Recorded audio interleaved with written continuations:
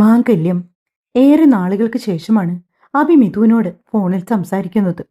Hello Mithu, കേൾക്കുന്നില്ലേ? ഇത് ഞാനാ, അഭിയ. വീണ്ടും അവന്റെ ശബ്ദം കാതിൽ പതിഞ്ഞതും മിഥു ഫോൺ ചെവിയിൽ നിന്നും അല്പം മാറ്റിപ്പിടിച്ചുകൊണ്ട് ചുവര് ചാരി നിന്നു. ഇറുക്കിയടച്ച കൺപോളകൾക്ക് മുകളിൽ ആ കൃഷ്ണമണിയുടെ ചലനം തെളിഞ്ഞു കാണായിരുന്നു. അവളുടെ ഹൃദയം ക്രമാതീതമായി മിടിച്ചു. മിഥു, നീ കേൾക്കുന്നില്ലേ? വീണ്ടും അഭി സംസാരിച്ചു. ഉണ്ട്. നീ ഇപ്പൊ എവിടാ? ജാൻവിയുടെ വീട്ടില്. ആഹാ, അതെന്താ അവിടെ? നിങ്ങളെല്ലാരും ഉണ്ടോ?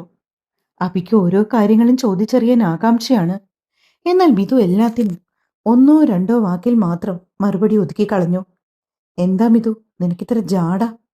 ഇന്ന് നേരി കണ്ടപ്പോഴും നീ ഇങ്ങനെ തന്നെ ആയിരുന്നു. മുമ്പൊന്നും നീ ഇങ്ങനെ അല്ലായിരുന്നല്ലോ. പണ്ടൊക്കെ എന്നോട് സംസാരിക്കാൻ എന്ത് ഉത്സാഹമായിരുന്നു നിനക്ക്. എത്ര നേരം വേണമെങ്കിലും ഒരു മടുപ്പുമില്ലാതെ ഫോണിൽ സംസാരിച്ചുകൊണ്ടിരുന്നവളാ. അഭി പരിവയ്ക്കുന്നത് പോലെ പറഞ്ഞു. അഭിയുടെ ആ സംസാരം കേൾക്കെ മിഥുന് തന്റെ ഉച്ചി മുതൽ ഉള്ളങ്കാൽ വരെ ദേഷ്യം തോന്നിപ്പോയി.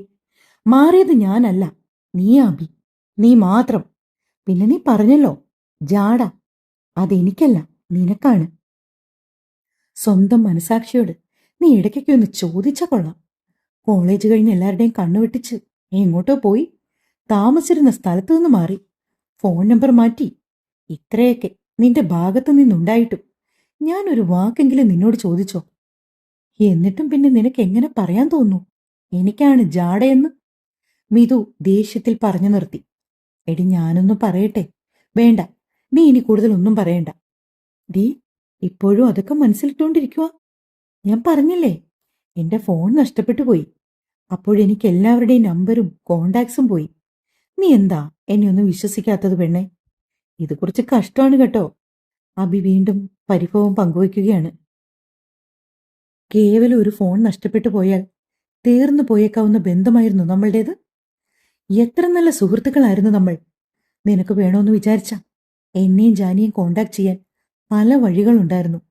ഞങ്ങളുടെ സോഷ്യൽ മീഡിയ അക്കൗണ്ട്സിൽ ഒരു മെസ്സേജ്, അല്ലെങ്കിൽ പിന്നെ എപ്പോഴെങ്കിലും നാട്ടി വരുമ്പോൾ അന്വേഷിക്കാമായിരുന്നു. അതൊന്നും ചെയ്യാതെ ഇപ്പോൾ നിന്ന് ന്യായം പറഞ്ഞിട്ടൊരു കാര്യവുമില്ല ബി. B please. എന്തൊക്കെ ന്യായീകരണങ്ങൾ മെനഞ്ഞുണ്ടാക്കാൻ നോക്കിയാലും ഒക്കെ വെറുതെയാണ്. ഞാൻ വിശ്വസിക്കില്ല. ഞാൻ മാത്രമല്ല, ജാനിയും വിശ്വസിക്കത്തില്ല. നീ ഇപ്പൊ വലിയ പുള്ളിയായില്ലേ, അതിന്റെ അഹങ്കാരമോ നിനക്ക്. ഇത്തവണ മിഥു വിട്ടുകൊടുക്കാൻ പോയില്ല. മനസ്സിൽ അവനോട് ചോദിക്കാൻ ബാക്കി വെച്ച ചോദ്യങ്ങളെല്ലാം ഒന്നിനു പിന്നാലെ ഒന്നായി അവൾ ചോദിച്ചുകൊണ്ടേയിരുന്നു. നിന്നോട് ഞാൻ ഇഷ്ടമാണെന്ന് പറഞ്ഞ അന്നു മുതൽ നീ മനഃപൂർവ്വം എന്നെ ഒഴിവാക്കി, എന്റെ നമ്പർ ബ്ലോക്ക് ചെയ്തു. ഞാൻ വിളിച്ചാൽ എടുക്കില്ലെന്നായി. ജാനി പോലും സംസാരിച്ചിട്ട് എന്റെ പേര് പറഞ്ഞപ്പോ നീ കോൾ കട്ട് ചെയ്തിട്ട് പോയില്ലേ? എനിക്കെല്ലാം മനസ്സിലായി. ഇനി നിന്റെ മുൻപിൽ ഈ മിഥു ഒരു ശല്യമായി വരില്ലടാ, ഉറപ്പ്. മിഥു, വേണ്ട, കൂടുതൽ ഒന്നും പറയണ്ട. എടിപ്പെണ്ണേ. ഇടയ്ക്കിടയ്ക്കുള്ള മിഥുവിന്റെ ചില ചോദ്യങ്ങളിൽ അഭിയും പതറിപ്പോകുന്നുണ്ട്. അവൾ ചോദിക്കുന്നതെല്ലാം ശരിയാണ്. അവൻ അവളോട് പ്രത്യേകിച്ചൊരു മറുപടി പറയാനില്ല. അതവനും അറിയാം. സോറി മിഥു, നിന്നെ അകറ്റി നിർത്തിയതിനും വിഷമിപ്പിച്ചതിനും സങ്കടപ്പെടുത്തിയതിനും ഒക്കെ 1000 വട്ടം ഞാൻ നിന്നോട് സോറി പറയുന്നു. എന്നോട് ക്ഷമിച്ചൂടെ? 1000 സോറി. എല്ലാം കഴിഞ്ഞിട്ടൊരു സോറി പറഞ്ഞാൽ മതിയല്ലോ നിനക്ക്. അപ്പൊ പിന്നെ നിന്റെ ഭാഗം ക്ലിയർ ആയല്ലേടാ? സോറിന്നേ, ആ 2 അക്ഷരം കൊണ്ട് തീർന്നതാണോ ഈ 4 വർഷം? ഞാൻ ഞാൻ നിന്നെ എത്രമാത്രം. അത്രയും പറഞ്ഞപ്പോഴാണ് മിഥു മറ്റെന്തൊക്കെയോ ഓർമ്മ വന്നതുപോലെ പാതിയിൽ നിർത്തിക്കളഞ്ഞത്. ബാക്കി പറ. അത് പറയുമ്പോ അബിയുടെ ചുണ്ടിൽ ഒരു ചെറു പുഞ്ചിരി ഉണ്ടായിരുന്നു. ഇനി എനിക്ക് നിന്നോടൊന്നും പറയാനില്ല, ഞാൻ ഫോൺ വെക്കുക. പറഞ്ഞുകൊണ്ട് മിഥു ഫോൺ കട്ട് ചെയ്തു. സ്ക്രീനിൽ പിന്നെയും അബിയുടെ പേര് മിന്നിത്തെളിഞ്ഞു. എന്തോ അവൾക്ക് ആ കോൾ എടുക്കാനോ അങ്ങോട്ട് തിരിച്ചു വിളിക്കാനോ ഒന്നിനും തോന്നിയില്ല. മറ്റൊന്നും കൊണ്ടല്ല, 4 വർഷം നീറി നീറി ജീവിച്ചതോർക്കുമ്പോ ഇപ്പോഴും അവളുടെ ഉള്ളം നീറിപ്പുകയും. അബിയെക്കുറിച്ച് യാതൊരു അറിവുമില്ലാതെ ഉരുകിത്തീർന്ന ദിവസങ്ങൾ, കരഞ്ഞു കരഞ്ഞ് തലയിണ വരെ കുതിർന്നുപോയ ദിനങ്ങൾ, അവനെ ഓർത്ത് കരയാത്ത ഒരൊറ്റ രാത്രി പോലും തന്റെ ജീവിതത്തിൽ ഉണ്ടായിട്ടില്ലെന്ന് അവൾ ഓർത്തു. എവിടെയെങ്കിലും സേഫ് ആയിട്ടുണ്ടെന്ന് മാത്രം അറിഞ്ഞാൽ മതിയെന്ന് കരുതി പ്രാർത്ഥിച്ചും നോമ്പ് നോറ്റും കാത്തിരുന്നു. മിഥു മുഖം പൊത്തി ബെഡിലേക്കിരുന്നു. അപ്പോഴാണ് ജാൻവി വന്ന് ഡോറി തട്ടിയത്. മിതു, നീ എന്തെടുക്കും അകത്ത്? പുറത്തേക്ക് വരുന്നില്ലേ പെണ്ണെ? ഇതാ വരുന്നു ഞാനീ. പറഞ്ഞുകൊണ്ട് മിതു ഒന്ന് മുഖം കഴുകി അമർത്തി തുടച്ചു. ശേഷം മുടി ഒതുക്കി കെട്ടിവെച്ചുകൊണ്ട് വാതിൽ തുറന്നു. എന്തു പറ്റി? നിന്റെ മുഖം എന്താ വല്ലാതിരിക്കുന്നേ? ജാനി ചോദിച്ചു. ഏയ്, എനിക്കെന്തു പറ്റാൻ, നീ വന്നേ. മിതു ജാൻവിക്ക് കൂടുതൽ ചോദ്യങ്ങൾ ചോദിക്കാൻ ഇട നൽകാതെ അവളുടെ കയ്യും പിടിച്ച് വലിച്ചിഴിച്ചുകൊണ്ട് നേരെ താഴേക്ക് നടന്നു. പിന്നെ ഏറെ നേരം ഋതുക്കുട്ടനോടൊപ്പം ഗാർഡനിൽ ഓടിക്കളിച്ചു. പതിയെ പതിയെ തന്റെ മനസ്സിലെ വല്ലായ്മയും വിഷമവുമൊക്കെ അകന്നു പോകുന്നത് പോലെ അവൾക്ക് തോന്നി. എങ്കിലും അബിയെക്കുറിച്ച് ചിന്തിക്കുമ്പോൾ മനസ്സിന്റെ കോണിൽ ഇപ്പോഴും ഒരു വിങ്ങലാണ്.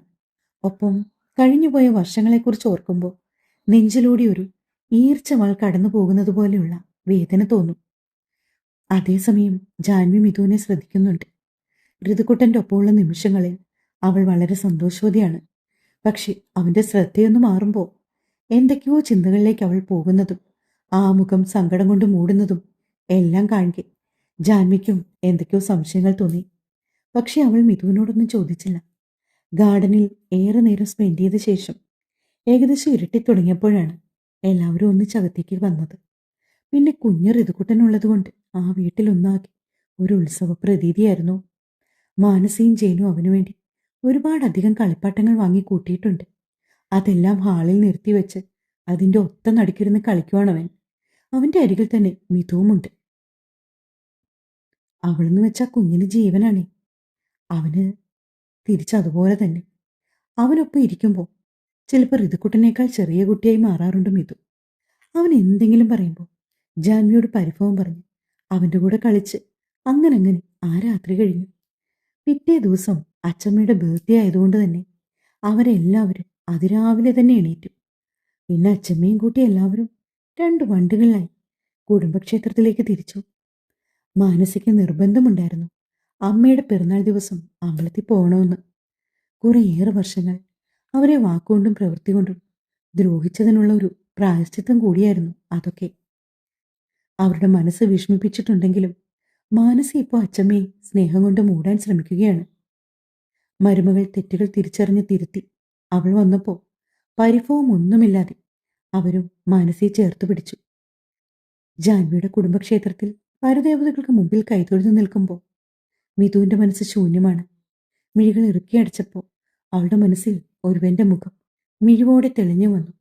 ഒപ്പം തലേന്നാൾ അവൻ വിളിച്ചതും സോറി പറഞ്ഞതും ഒക്കെ ഓർക്കും തോറും അവളുടെ ചുണ്ടിൽ ഒരു പുഞ്ചിരി മിന്നി വാഞ്ഞെങ്കിലും സമൃദ്ധമായി അത് മറച്ചു പിടിച്ചുകൊണ്ട് അവൾ നിന്നു. ദേവി, അഭി എനിക്ക് വിധിച്ചതാണെങ്കിൽ അവനെ എനിക്ക് തന്നെ തന്നേക്ക്. അതല്ല, മറിച്ചാണ് നിന്റെ തീരുമാനമെങ്കിൽ അങ്ങനെ ആവട്ടെ. ഇനിയും എന്നെ പരീക്ഷിക്കരുത്. അത് മാത്രമേ ഉള്ളൂ എനിക്ക് നിന്നോട് പറയാൻ. മിഥു മൗനമായി മന്ത്രിച്ചു. ഇത്രയും നാളുകൾ കൊണ്ട് അവൾ ഏകദേശം യാഥാർത്ഥ്യവുമായി പൊരുത്തപ്പെട്ടു തുടങ്ങി. ഒരിക്കൽ പോലും അബിയുടെ ഭാഗത്തു നിന്നും തന്നോടൊരു പ്രണയമുള്ളതായോ താൻ അവന്റെ ലൈഫിൽ വേണമെന്ന് അവൻ ആഗ്രഹിക്കുന്നതായോ ഒന്നും തന്നെ അവൾക്ക് തോന്നിയിട്ടില്ലായിരുന്നു. തന്നെ അങ്ങനെ കാണാൻ പറ്റില്ല എന്നായിരുന്നു അവൻ തീർത്തു പറഞ്ഞതുപോലെ. അതുകൊണ്ടൊക്കെ കൂടിയാണ് മിഥു അങ്ങനെ ഒരു തീരുമാനത്തിലേക്ക് എത്തിയത്. പിന്നെയും കുറേയേറെ സമയം അമ്പലത്തിലിരുന്നിട്ടാണ് അവർ വീട്ടിലേക്ക് തിരിച്ചത്. വീട്ടിലെത്തിയപ്പോഴേക്കും സെർവൻസ് സദ്യക്കുള്ള ഒരുക്കങ്ങൾ തുടങ്ങി. പിന്നെ അവരെല്ലാവരും കൂടിച്ചേർന്ന് ഒരു ഗംഭീര സദ്യയും 2 കൂട്ടം പായസവും അച്ചമ്മയുടെ പിറന്നാളിന് വേണ്ടി തയ്യാറാക്കി. ഉച്ചയായപ്പോഴേക്കും മാണിക്യമംഗലത്തു നിന്നുള്ളവരെല്ലാം അവിടേക്ക് എത്തി. പാർവതിയും രാമനാഥനും മുത്തശ്ശനും മുത്തശ്ശിയും അങ്ങനെ എല്ലാവരും ഉണ്ടായിരുന്നു അവിടെ നിന്ന്. വൈകുന്നേരം ആയപ്പോഴേക്കും ഇവന്റ് മാനേജ്മെന്റിന്റെ ആളുകൾ വന്നു. ഗാർഡനിൽ വെച്ചൊരു ഔട്ട്ഡോർ ഇവന്റാണ് മാനസി പ്ലാൻ ചെയ്തത്. അവർ ഭംഗിയായി സ്റ്റേജും ഡെക്കറേഷൻസും എല്ലാം ചെയ്തു മാറ്റി. ജയന്റെ ഓഫീസിൽ നിന്നുള്ള അവന്റെ കുറച്ച് സ്റ്റാഫുകളും പിന്നെ മാനസിയുടെ ക്ലബിലെ അംഗങ്ങളും അവരുടെ അടുത്ത ഫ്രണ്ട്സും പിന്നെ അവരുടെ തന്നെ പരിചയക്കാരും അടങ്ങുന്ന വളരെ കുറച്ചു പേരെ മാത്രം കൂടിച്ചേർന്ന ഒരു ബർത്ത്ഡേ പാർട്ടി. കേക്ക് കട്ട് ചെയ്യുന്ന അച്ചമ്മയുടെ അപ്പുറവും ഇപ്പുറവും നിന്നു മാനസിയും ജയനും. ആദ്യത്തെ കഷ്ണം അവർ മുറിച്ച് മാനസിക്ക് നീട്ടിയപ്പോൾ ജാൻവിയുടെ കണ്ണുകളും അറിയാതെ നിറഞ്ഞു. പിന്നെ പാട്ടും ഡാൻസും ഒക്കെയായി ബർത്ത്ഡേ അവർ ഭംഗിയായി ആസ്വദിച്ചു. അന്ന് ഒരു ദിവസം അവിടെ തങ്ങിയ ശേഷം പിറ്റേന്നാണ് മാണിക്യമംഗലത്ത് നിന്നുള്ളവർ പോകാനിറങ്ങിയത്. ജയനും മാനസിക്കും അത് വല്ലാത്ത വിഷമമായി. മറ്റൊന്നും കൊണ്ടല്ല, അവർക്കൊപ്പം ഋതുവും പോവുകയാണ്. ഇനി വീണ്ടും വരാന്ന് പറഞ്ഞാണ് എല്ലാവരും പരസ്പരം പിരിഞ്ഞത്. ജാൻവിയുടെയും ജഗന്റെയും ഇനിയുള്ള ഒരാഴ്ച മാണിക്യമംഗലത്താണ്. കുടുംബത്തിനോടൊപ്പം സമയം ചെലവഴിക്കാനായി ഇരുവരും തൽക്കാലം ജോലി തിരക്കുകളിൽ നിന്നൊക്കെ വിട്ടുനിന്നു. മാനസയുടെയും ജയന്റെയും വീട്ടിൽ നിന്ന് രാവിലെ പുറപ്പെട്ടതിനാൽ തന്നെ ഏകദേശം ഉച്ചയോടടുപ്പിച്ച് അവർ മാണിക്യമംഗലത്തേക്ക് എത്തിച്ചേർന്നു. വലിയൊരു യാത്രയായതുകൊണ്ട് തന്നെ എല്ലാവർക്കും നല്ല ക്ഷീണമുണ്ട്. ആഹാരം കഴിപ്പൊക്കെ കഴിഞ്ഞു എല്ലാവരും കിടക്കാനായി അവരവരുടെ മുറികളിലേക്ക് പോയി. ഋതുവിനെയും കൊണ്ട് ബെഡിലേക്ക് കിടന്നപാടെ ജാനി ഉറങ്ങിപ്പോയിരുന്നു. ജഗൻ ഒന്ന് രണ്ട് ഒഫീഷ്യൽ കോൾസ് ഒക്കെ വന്നതുകൊണ്ടും അവൻ ഫോണുമായി പുറത്തേക്ക് ഇറങ്ങി.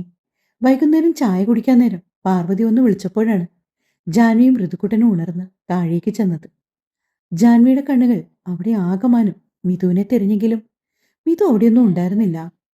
ആന്റി, മിഥു അവിടെ? ജാൻവി പാർവതിയോടായി ചോദിച്ചു. അവൾക്ക് ചായ വേണ്ടെന്ന്, നല്ല ക്ഷീണം ബാക്കിയുണ്ടത്രേ, അതുകൊണ്ട് ഉറങ്ങുവാ, വിളിക്കണ്ടെന്ന് പറഞ്ഞു.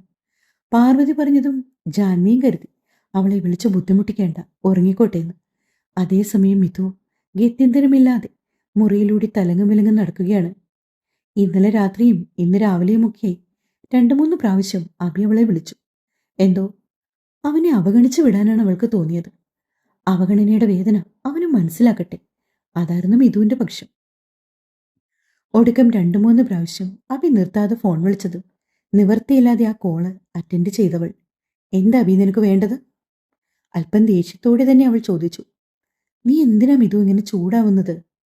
ഇന്നലെ ഇന്നുമായി ഞാൻ നിന്നെ എത്ര പ്രാവശ്യം വിളിച്ചു? നീ എന്താ ഒരു തവണ പോലും എന്റെ കോൾ എടുക്കാതിരുന്നത്? എത്ര മെസ്സേജ് ഞാൻ അയച്ചു. അതിനുശേഷം ഒരുപാട് തവണ നീ ഓൺലൈനിൽ വന്നുപോയില്ലേ? ഒരിക്കലെങ്കിലും മെസ്സേജ് കണ്ടിട്ട് എനിക്കൊരു റിപ്ലൈ തരാൻ തോന്നിയില്ലേ നിനക്ക്? ഇല്ല, തോന്നിയില്ല. എനിക്ക് മനസ്സില്ലായിരുന്നു നിനക്ക് റിപ്ലൈ തരാൻ. നീ മെസ്സേജ് അയക്കുമ്പോൾ ഞാൻ എന്തിനാ റിപ്ലൈ തരുന്നത്? 4 വർഷം ഞങ്ങളിൽ നിന്നെല്ലാം വിട്ടുനിന്നപ്പോൾ നിനക്ക് തോന്നിയില്ലായിരുന്നു ഞങ്ങൾക്ക് മെസ്സേജ് അയക്കണമെന്നും ഞങ്ങൾ നിന്നെ ഓർത്ത് സങ്കടപ്പെടുന്നുണ്ടെന്നും ഒക്കെ? മിഥുവിന്റെ മനസ്സിൽ ബാക്കിയുണ്ടായിരുന്ന ചിന്തകൾ കൂടി അവന് മുന്നിലേക്ക് കുടഞ്ഞിട്ടവൾ. ഞാൻ സോറി പറഞ്ഞില്ലേ മിഥു? എനിക്ക് നിന്റെ ഒരു എക്സ്ക്യൂസും കേൾക്കണ്ട ബി. എങ്കിൽ ശരി, എനിക്ക് നിന്നെ ഒന്ന് കാണണം. പറ്റില്ല. ഹാ, അങ്ങനെ പറയല്ലേ മിഥു. മറ്റന്നാൾ ഞാൻ ട്രെയിനിങ്ങിന് വേണ്ടി പോവാണ്. പെട്ടെന്നത് കേട്ടതും മിഥുവിനെ ഒന്ന് വിറച്ചു. അതിനു മുൻപ് എനിക്ക് നിന്നെ ഒന്ന് കാണണം. പറ്റില്ല ബി, ഞാനിപ്പോൾ മാണിക്യമംഗലത്താ ഉള്ളത്. മാത്രമല്ല ഇവിടുന്ന് അങ്ങനെ പുറത്തേക്കൊന്നും ഇറങ്ങാൻ പറ്റില്ല. പിന്നെ എവിടെ പോകുന്നു, എന്തിനു പോകുന്നു, അങ്ങനെ 100 ചോദ്യങ്ങൾ കാണും. എനിക്ക് വയ്യ ഇനി എൻ്റെ വീട്ടുകാരോട് കള്ളം പറയാൻ. നിനക്ക് വേണ്ടി പണ്ടൊക്കെ ഞാൻ ഒരുപാട് കള്ളം പറഞ്ഞിട്ടുണ്ട്, അവൾ അലസതയോടെ പറഞ്ഞു. ഒരു തവണത്തേക്ക് പ്ലീസ് മിഥു, ഞാൻ പോകുന്നതിന് മുമ്പ് നിന്നെ ഒന്ന് കാണാൻ വേണ്ടിയാ. കുറച്ചു സമയം മിഥു ആലോചനയോടെ നിന്നു. ശേഷം ഒന്ന് മൗനമായി മൂളി. എവിടെയാ വരേണ്ടത്? മിഥു അത്ര താല്പര്യമില്ലാത്ത പോലെ ചോദിച്ചു. അഭി സ്ഥലം പറഞ്ഞു. ഗാന്ധി സ്റ്റാച്യുവിന്റെ അടുത്തുള്ള പാർക്കിൽ. ശരി, ഞാൻ രാവിലെ 11 മണിയാകുമ്പോൾ അവിടെ എത്താം. നീയും വരണം. മൂളിക്കൊണ്ട് മിഥു ആ കോൾ കട്ട് ചെയ്തു. അവളുടെ മനസ്സിൽ വീണ്ടും വെപ്രാളം കടന്നു വന്നു.